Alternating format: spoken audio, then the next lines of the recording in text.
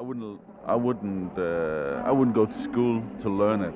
I wouldn't like that because it's a different way of writing. But I understand people doing it, and I think it's a good thing.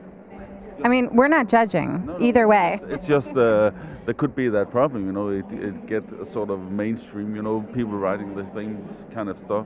I came out of absolutely nothing, and didn't have, never told anyone about my writing. It was my own secret. And suddenly I had a book, and people said, "Oh, I didn't know you were writing." So it was, just another way of doing it.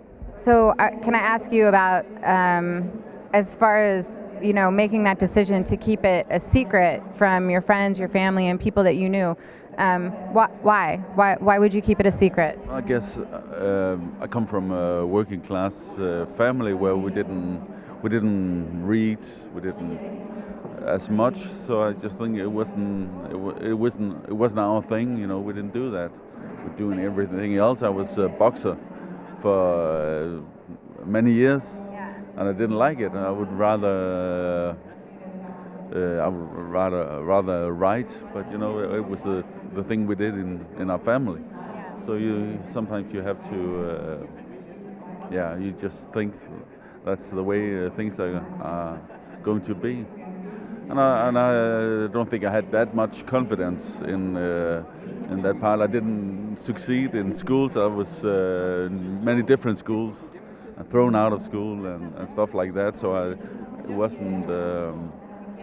it wasn't clear to me that it was a way that was possible to go. So it's just a.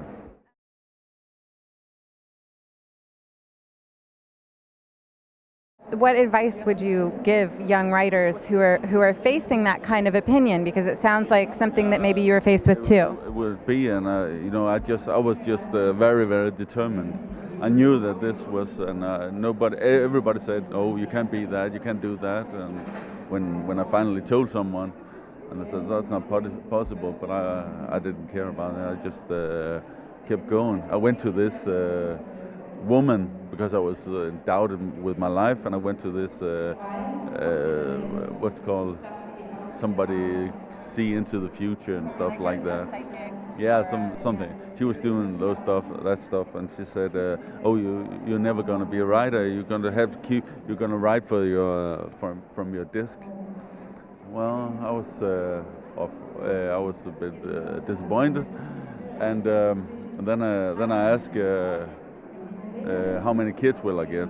And she said, first you'll get a girl.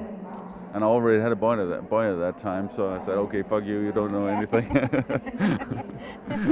And I kept writing. But it is interesting, that so many writers are told you can't do that. Like what do you think you're doing? Like you need to go out and get a real job.